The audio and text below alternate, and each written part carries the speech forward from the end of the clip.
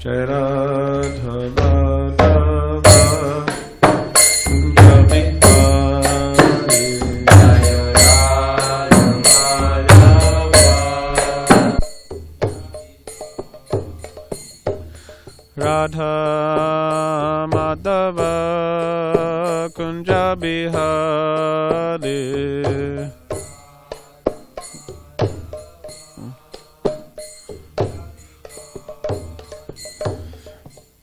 Jana Vallabha Girivaratari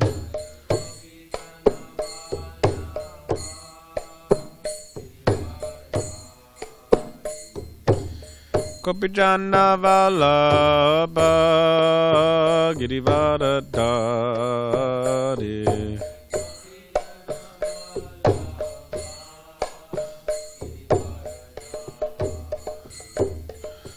Yashoda Nandana Braja Jana Ranjana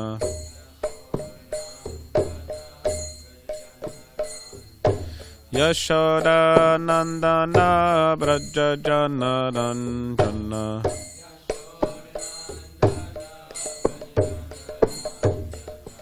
Yamuna Tira Vanachari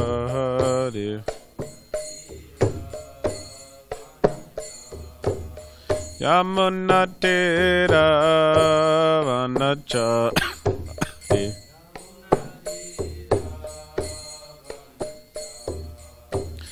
Jaya Radha Madhava Kunja Bihari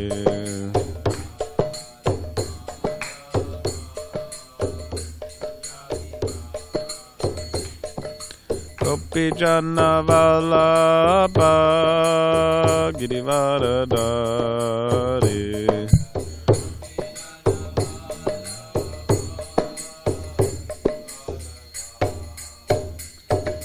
Gopijana Vallabha Girivaradari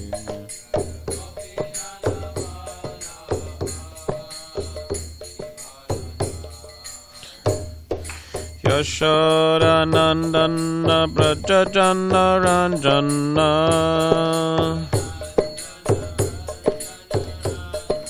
Yashoda Nandana Braja Jana Ranjana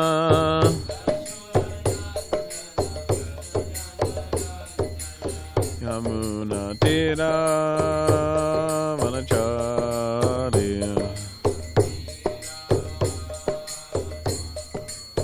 Yamuna Tira Vanachari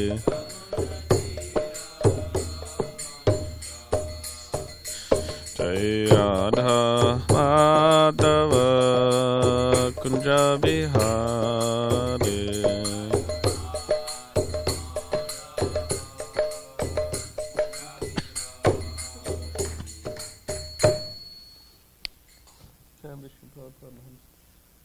Parivraj Kacharya Ashto Tadashata Sheshimad Divine Grace A.C. Bhaktivedanta Swami Srila Prabhupada Ki Jai Grantaraj Srimad Bhagavatam Ki Jai.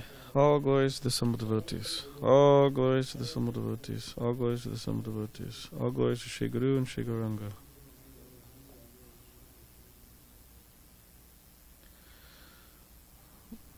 Okay. Do you have it on your phone? Alright. Well, I'll just chant it then. And then we could do word book.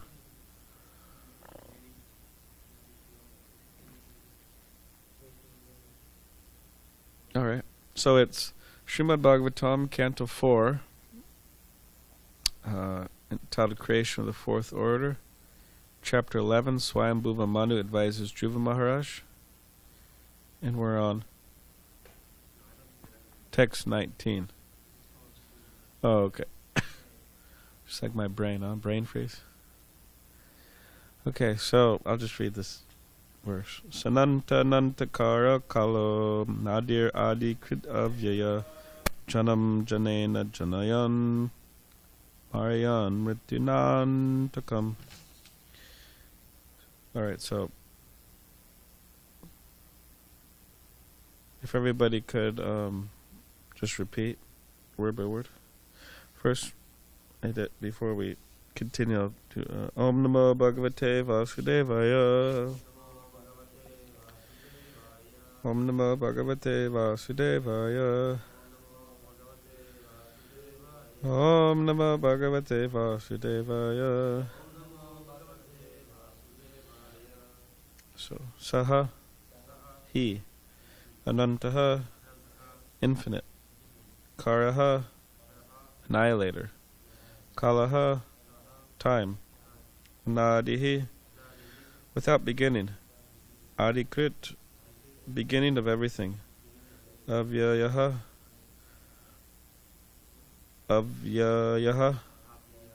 without decrease, Janam, living entities, Jananena, by living entities, Janayan, causing to be born, Marayan, killing, Mrityuna, by death, Anantakam, killers. Translation.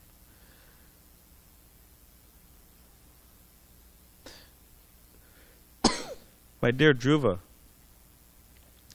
the Supreme Personality of Godhead is ever existing, but in the form of time. He is the killer of everything. He has no beginning, although he is the beginning of everything. Nor is he ever exhaustible, although everything is exhausted in due course of time. Period. The living entities are created through the agency of the Father and killed through the agency of death, but he is perpetually free of birth and death. Purport. The supreme authority and inconceivable power of the Supreme Personality of Godhead can be minutely studied from this verse. He is always unlimited.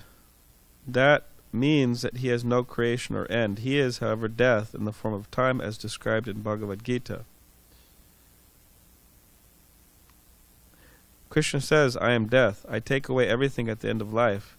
Eternal time is also without beginning, but it is the creator of all creatures.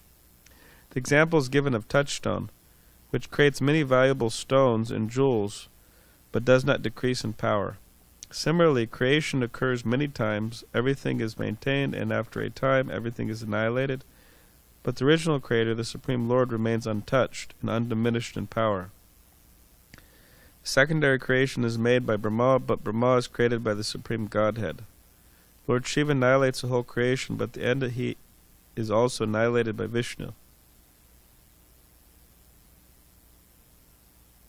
Lord Vishnu remains. In the Vedic hymns it is stated that in the beginning there was only Vishnu and that he alone remains at the end.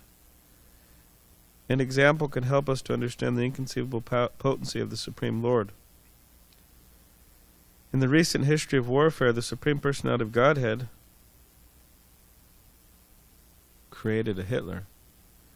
And, before that, a Napoleon, Bonaparte, and they each killed many living entities in war.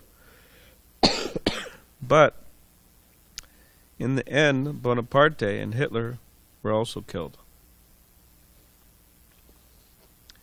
People are still very much interested in writing and reading books about Hitler and Bonaparte and how they killed so many people in war. Year after year, many books were published for public reading regarding Hitler's killing thousands of Jews in confinement. Yeah. But no one is researching who killed Hitler and who created such a gigantic killer of human beings.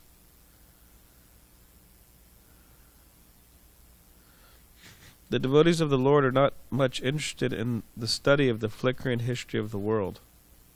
They are interested only in Him who is the original creator, maintainer, and annihilator. That is the purpose of the Krishna consciousness movement. Om Meganatipadandasya Kananjana Shalakaya Chakshulamaditamnena Tasmai Shri Gurave Namaha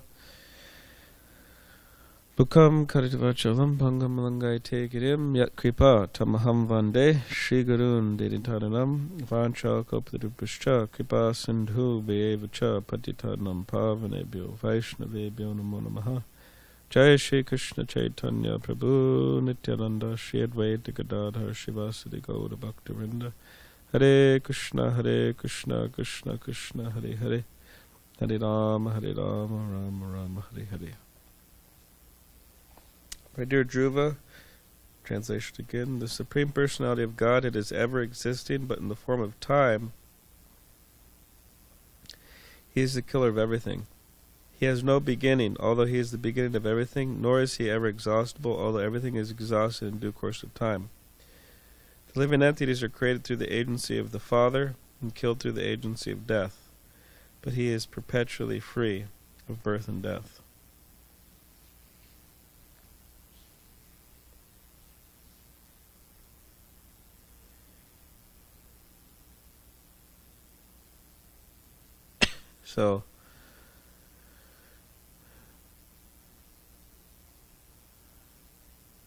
So yeah,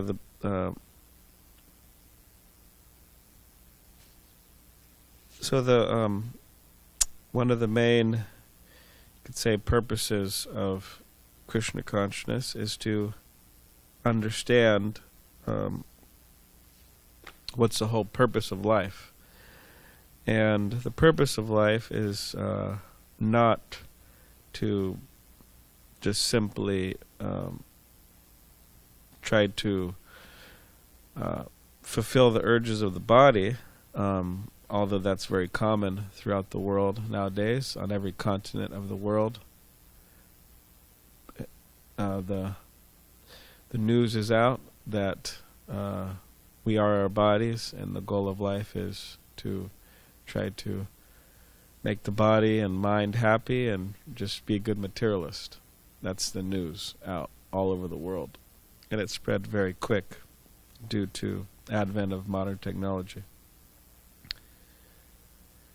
So Krishna consciousness is a challenge against that, and devotees are the ones who are challenging that. So there's a challenge, and the devotees are the ones who are presenting that challenge. Prabhupada presented the challenge to his disciples, and some of them accepted it, and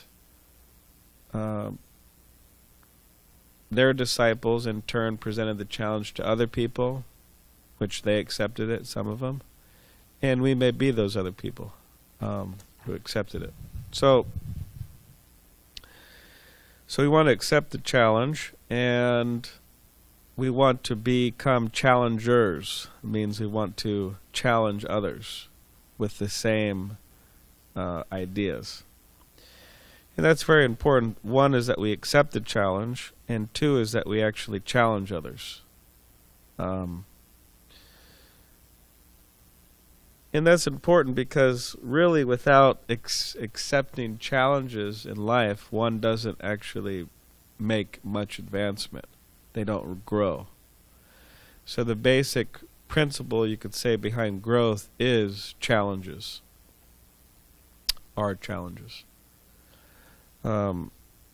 Because challenges will force us to come to a higher level of surrender, of enthusiasm, or, right, they have that saying, right, it'll make you or it'll break you. Or else we'll give up, or else we'll accept the challenge and struggle through it, and then hopefully come out successful. Just like in a fight, I mean, if you're physically fighting somebody,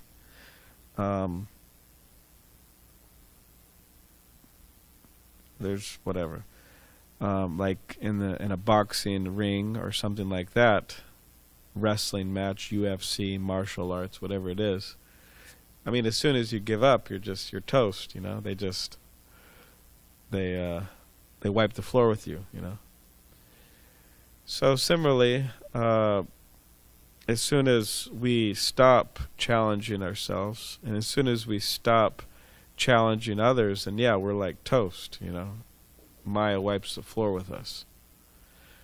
So, and Lord Rishabhadev says that, he says that as human beings, one of the main duties of a human being is perform austerity.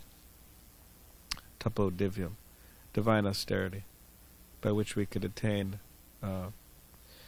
pure Krishna consciousness.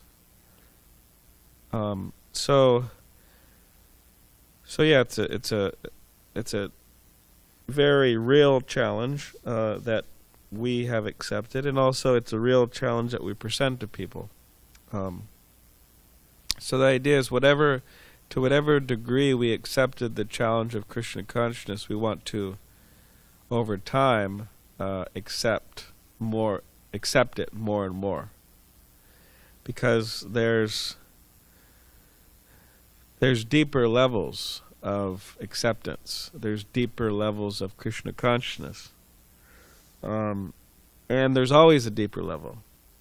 It's not that at one point there's not a deeper level. That's where some people have a hard time understanding this point. Because there's coming to Krishna consciousness, everything's new, and whatever way we came to Krishna consciousness, whether born in it or came to it or whatever it is. One devotee said that those who are born in devotee families, they have to make up their minds if they want to join the Hare Krishna movement or not, right? So there's different levels of acceptance, and the idea is that over time we want to accept more and more and surrender more and more, and then we go deeper and deeper into Krishna consciousness rather than just not doing that. And yeah, that's where some devotees have a hard time, because there's coming to Krishna consciousness, there's starting it up, there's practicing sadhana bhakti, right? The rules and regulations of sadhana bhakti, which sadhana means rules and regulations practically. We're inspired mainly because we know it's good for us, not because out of spontaneous attraction to it. So that's one stage of bhakti, but there's also higher stages of bhakti. It's not that that's just the stage of bhakti. There's higher stages of bhakti, and within sadhana bhakti, there's more advanced levels of sadhana bhakti. And then after sadhana bhakti, there's bhava bhakti, and then there's prema bhakti. So these are different stages. So we're not just meant to be on sadhana bhakti, just simply inspired to practice Krishna consciousness because we know it's good for us and good for the world, and our guru says, and the scripture says, the shastra says, but we're meant to have deep, spontaneous attraction to it. So yeah, that's what we want. We want to go to the higher stages, and that means going deeper, deeper, deeper, deeper into it. So yes, we chant Hare Krishna every day. We hear Bhagavatam class every day. We do so many things every day. But the idea is that there's whole different levels of absorption in it that produces higher results, and that we're meant to achieve. And without doing this, then yeah, it's very difficult actually. It's very difficult to continue in Krishna consciousness happily. We may continue in Krishna consciousness, but there'll be high levels of disturbance, annoyance, frustration, unhappiness, on and on and on. A big list of things, unwanted things. Whether one's a brahmachari or someone in the middle, or a grihastha, or someone in the middle, a vanaprastha, or a sannyasi, or someone in the middle, or whether they're just none of those. One will have a difficult time because Krishna demands, practically, if one wants to remain a devotee, Krishna demands more of us, up to the point of every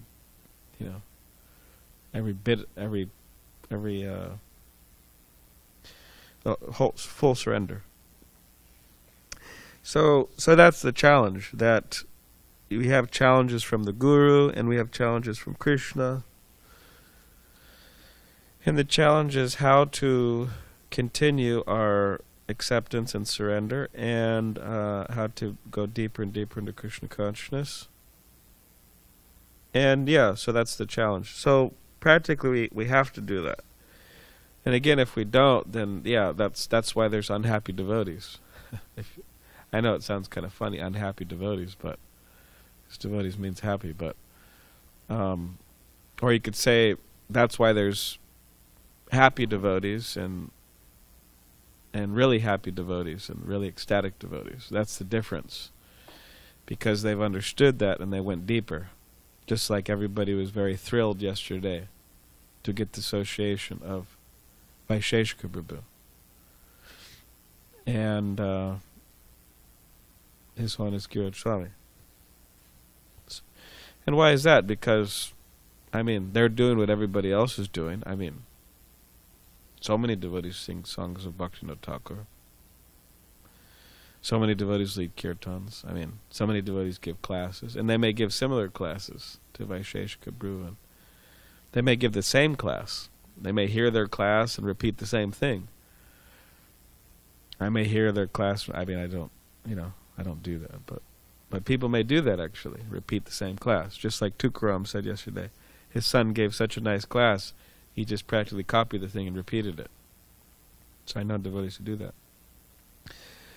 So, but why was everybody so thrilled? Everybody seemed, very ecstatic, overjoyed, happy to be in their association. Why? Because they have understood that they need to go deeper, and then they do practically go deeper into it, and they develop that spontaneous attraction and attachment and taste. So the idea is that we're also supposed to be like that. And yeah, that's why they're happy, and that's why they have effect on people. So we're supposed to be like that, and also note that, yeah, it's not just Krishna. I mean, ultimately, that's our main challenge, to become Krishna conscious and to spread Krishna consciousness. But also, there's other challenges that Krishna created. It says that Krishna created death, and specifically says, I am death. That's what Krishna says. I mean, death is materially, it's a horrible thing. I mean, it's absolutely terrifying and horrible. I mean, one person's there, and they're talking and lively and joking and laughing and eating and, walking and traveling and running and meditating and whatever else they're doing with their lives. And then, the body starts getting sick, starts breaking down, things start going wrong in the body. And, family members or friends are seeing this happening. The old age is coming. Everybody's going, oh man, how long are they going to live? And it's depressing and discouraging, I mean, from a material point of view. And then, yeah, some time goes, and yeah, there's a funeral. You go up there, and the body's laying there, and dead and cold, and just no life there. Everybody's crying and depressed, and they go back to their homes and drink a lot of alcohol and turn up the music and forget all about it. It's called what is it? Something renunciation. It's called renunciation, burning gut renunciation. So you go there and you see the burning gut means like burning bodies. In India they just right there burn. So you see, and then some time goes by, and then you just carry on as usual. Means back to mundane, materialistic consciousness, and it wears off. Like Devamrita Swami said that there was one fellow who got in a motorcycle accident right in front of the temple in New Zealand. He actually died right there. Devotees ran out and they saw him die. And, devotees, they got, mridangas and kartals. I mean, some guy hit this motorcycle, guy. So then the guy got out, out of the car who hit the motorcycle guy, and then he was looking at him, and the guy was dying there. And all of a sudden some devotees come out and hit mridangas and chant Hare Krishna. I mean, you can imagine that guy was thinking, man, what the heck is going on? You know, it's like some weird bad dream or something. First I hit this guy and he's dying here, and then I got got the Haris coming out and chanting. It's like, oh man, this is like a weird dream, you know. But it wasn't a dream. So then devotees told Devamrita Swami about it, and then, you know, devotees are all shocked and everything, and then Devamrita said, oh, don't worry, they'll forget about it in a few days. He said that about the devotees. So, but yeah, it's just a terrible thing. I mean, materially it's a terrible thing, and you know, people don't know how to handle it. It's very depressing and discouraging, and I mean, saw some of before I started practicing Krishna consciousness, it was actually my great-grandfather, which I didn't really know so well, and I didn't speak with him very much. He spoke Spanish, and he was a nice guy or whatever, but yeah, I remember at his funeral, you know, it was quite, you know, dramatic, you know, it was quite emotional. So that's a challenge that Krishna has created. It's a challenge for those who are not experiencing it anytime soon or at present. It's a challenge for them to see that happen to other people, their loved ones. It's a challenge. And what to speak of when the person has to deal with that. It's also a challenge. So, but it's not that Krishna, he just gives a challenge and he doesn't give a solution or a way to deal with it. That's called, if Krishna did that, or if anybody did that, that's called being, like, it's sinister, you know. Krishna doesn't do that. So he gives a way how to deal with it. And the main way how to deal with it is to understand, you know, we're not the physical body, dehena smendita dehe, the soul's going on, you know, so many bodies in this life, youth, old age, right? And then the soul passes to another body at the time of death. And also, a sober person is not bewildered by such a change. And he gives away how to become sober, how to become spiritually realized through chanting Hare Krishna and taking prasad and reading scripture and so many other different things, how we become realized or sober. So when it happens to others, we don't lose it and become a drug addict and whatever, commit suicide or whatever interesting thing people come up with. So we don't do that. And when it happens to us, or when it's closely happened to us, then we know how to deal with it. So that's a nice thing. And ultimately, all of these things are really created to but to specifically, precisely, even intensely, wake a person up from the illusion of this material world. I mean, imagine if, I don't know, death was prolonged for a very long time.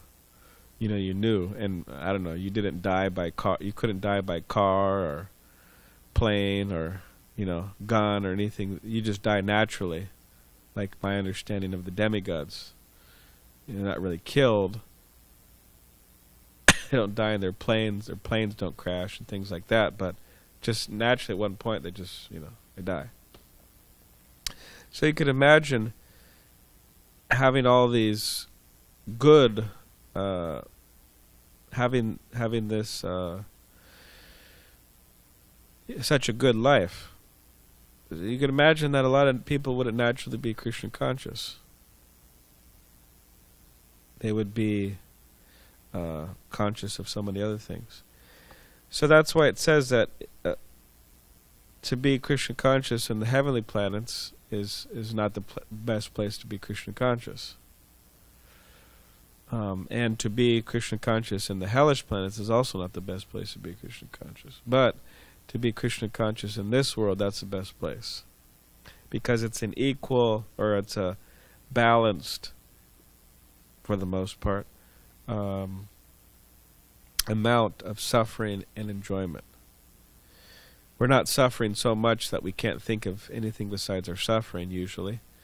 And we're not enjoying so much that we just forget about everything spiritually. So that's why it's the best. But still, I mean, people are bewildered. So you can imagine how bewildered they'd be in the heavenly planets or in hellish planets. So yeah, therefore it is a challenge, because the denseness of people's ignorance and the denseness of people's illusion is just so heavy in Kali Yuga. And devotees even think that sometimes about themselves. The denseness of my ignorance is so heavy. The denseness of my illusion is so heavy. And that may be true.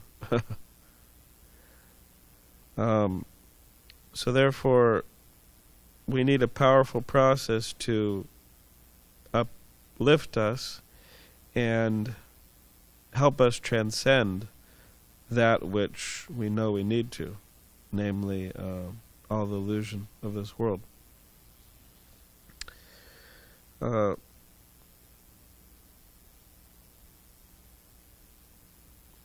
therefore Chaitanya Mahaprabhu, he introduced the wonderful process of chanting Hare Krishna, which is absolutely wonderful. I mean, if you really think about it, it's a process that, I mean, practically anybody could engage in. And they may be big philosophers, or they may not be big philosophers, or whoever they are, whatever they got going for them. Music is a universal language. And because it's transcendental, it has a very special power to it. So people engage in it, and it transforms them. We're very lucky. We're very fortunate that we're in this particular location of this planet, and also that we have the ability and the fortune to engage in chanting Hare Krishna, which is a universal process. And we should also note that in the Bhagavatam it says that the demigods are actually lining up to take birth in Kali Yuga on this planet. And why is that? So they can engage in the Sankirtan movement. So it's a very special movement, and it's meant to train people not just to study the flickering history of this world, which so many people, not everybody, but so many people are so heavily addicted, attached, absorbed in, to the flickering history of this world.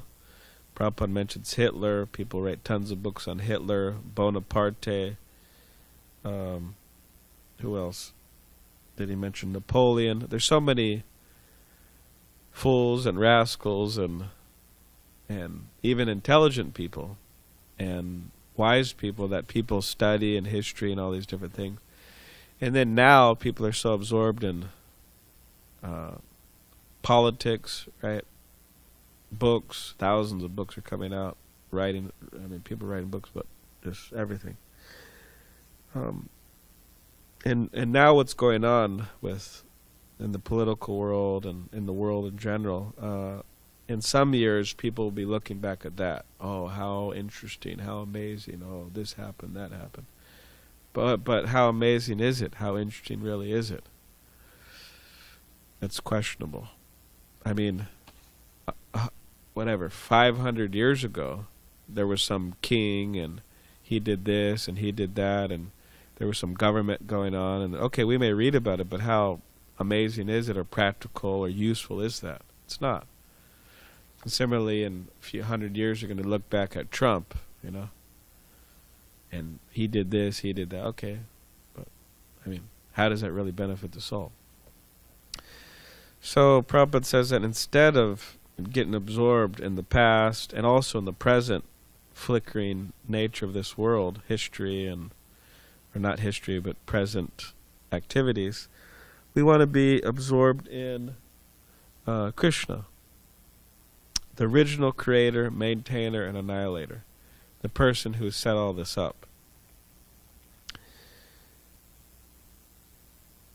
And so yeah, we should really think about these things and not let ourselves fall into so many different traps of absorption, attachment, addiction that take us away from Krishna, whether they're past thoughts and desires and remembering certain things, or present, things going on in the world, or even future things. I mean, people get absorbed in the future, whatever. I'm going to do this, I'm going to do that. So it's all, for the most part, a big distraction. So therefore, Prabhupada says we want to meditate on Krishna.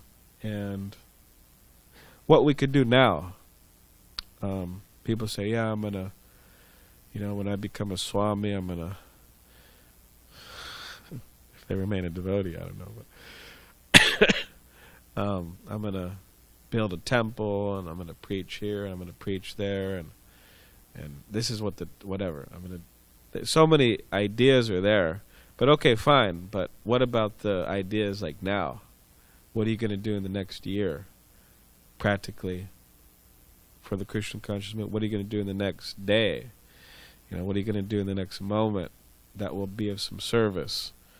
So planning's good, but it has to be practical, or else it's just, it's also considered a waste of time. So therefore, Prabhupada says that's the purpose of the Krishna conscious movement, to study Krishna, to think of Krishna, and try to give him to others. So does anyone have any questions, comments? What's for breakfast? I could tell you. It's burritos. That's what's for breakfast. And Zach's not here, so that means there'll be some extras. Maybe we'll send it to him via mail. We'll put it in a, what is it? Like you could send those things like overnight, or probably send it in a few hours. You freeze it or whatever it is. I don't know. Like Prabhupada, one time they sent Prabhupada ice cream from New Vrindavan.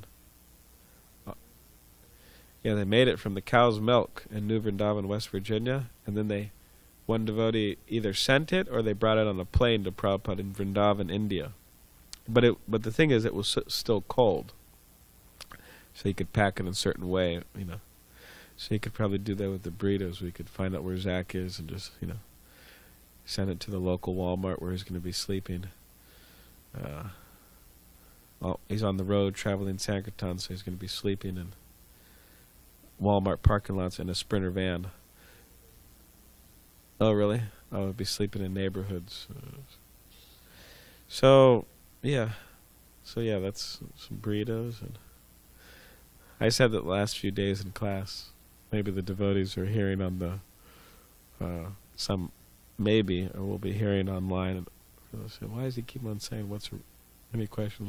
I know what's for breakfast. What's for breakfast? Huh?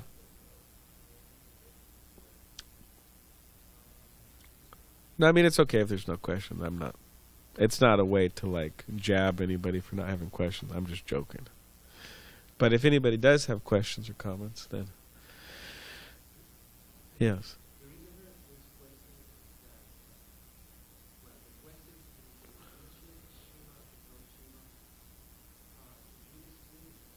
Oh yeah, I do remember that. That's yeah.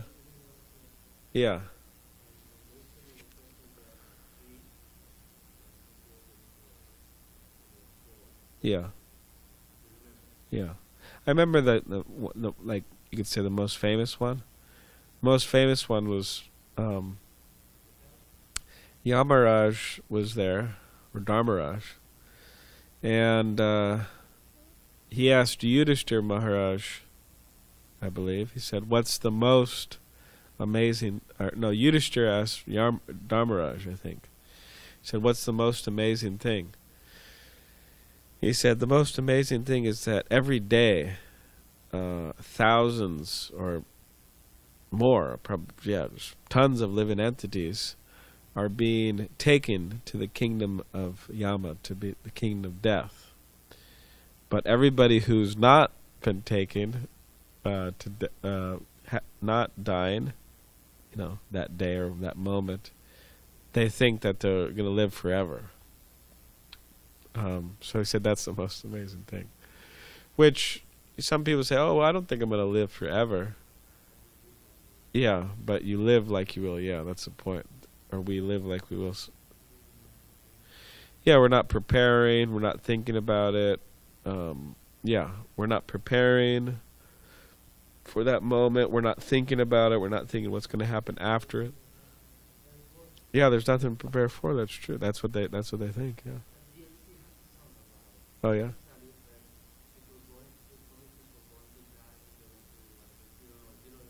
No.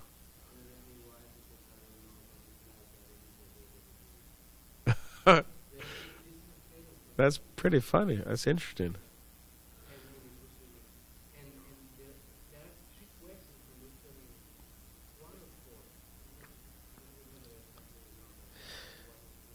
I'm not sure either.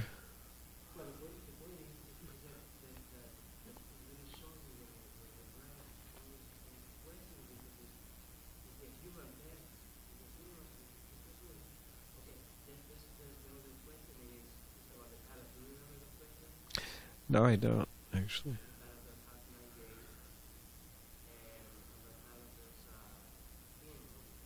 Yeah.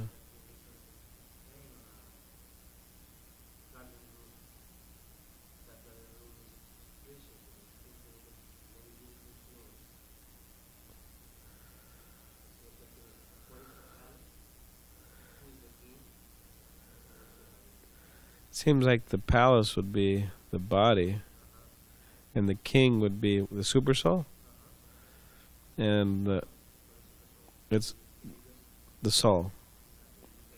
The soul, and then the garden is what? Oh, full of beautiful things.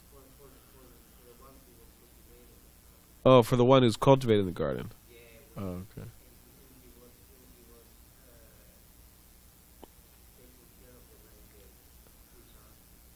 The 9.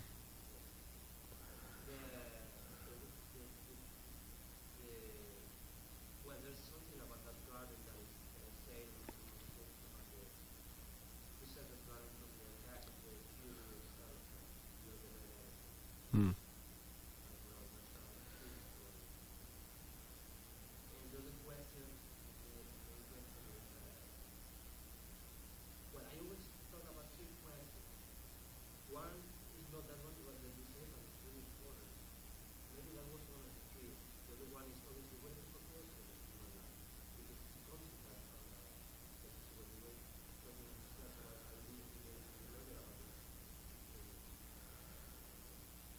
Hmm.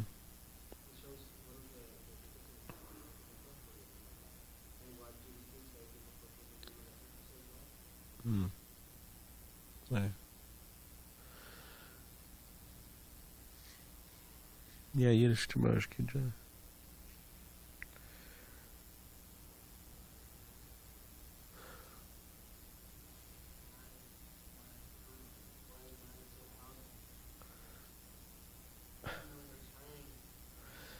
Prabhupada said. Prabhupada said.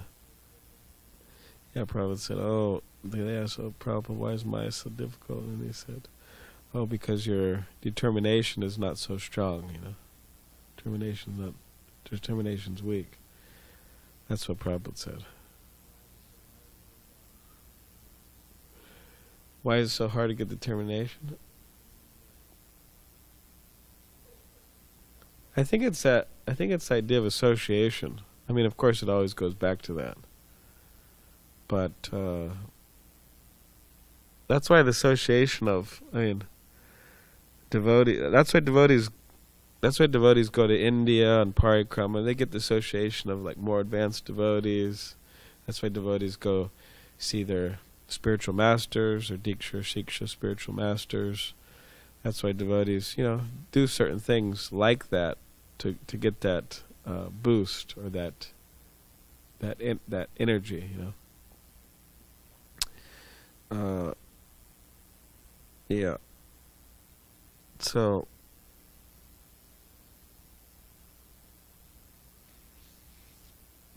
Yudhishthira Maharaj asking the purpose of life and so many different things. So nice.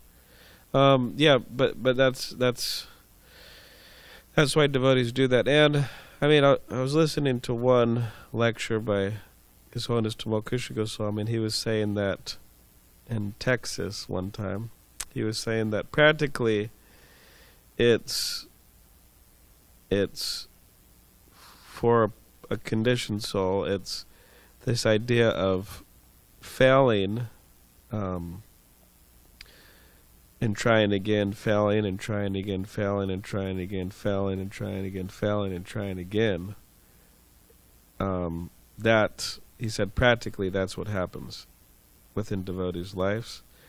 And the idea is that, make a little bit more advancement, a little bit more advancement, a little bit more advancement.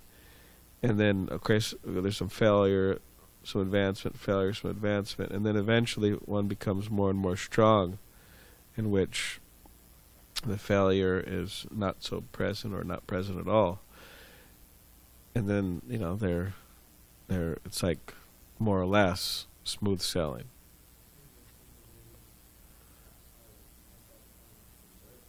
Yeah, that's true. Some devotees, they have it because of their last lives practicing. They have some advancement already made, and in this life they're carrying on. So in other words, in their last life they dealt with some of those struggles, and therefore in this life they're carrying on a particular point.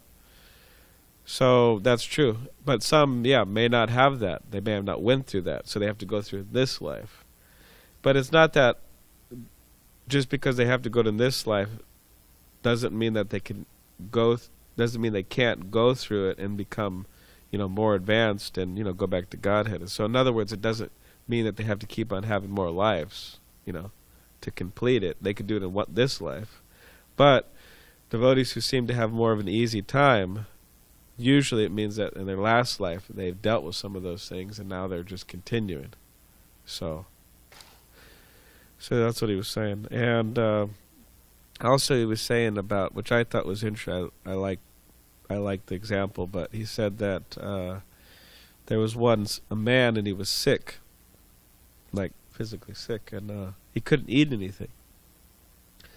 He would just, everything he would eat would just vomit. He would just, couldn't eat anything. So then the Ayurvedic doctor told him, he said, you should eat eat some ghee every day, big spoonful of ghee every day. And then everybody said, oh, but he's just gonna, what's the point? And the doctor said, no, just have him eat ghee every day, big spoonful of ghee. So then the man did that. He started eating, and every day, and still, he would vomit it or whatever. So, but then over time, he started becoming better and better and better and better and better. He became more healthier. And and they went back and they told the doctor, and the doctor said, yeah, I knew that was going to happen, because the idea is that even if he was vomiting a lot of it, still some of the ghee stuck within his body and nourished his body. So so that's the idea, that we may be chanting so much Hare Krishna, doing so many things, and maybe a lot of it's not as much of it is sticking as it should, and nourishing us. But hopefully something will stick, whether it's something we read or something we hear, or some experience we have with kirtan, whatever, something will stick within us, stay within us and nourish us and keep us going. And then, we get more spiritually, situated. So that's the idea. All right, Joe.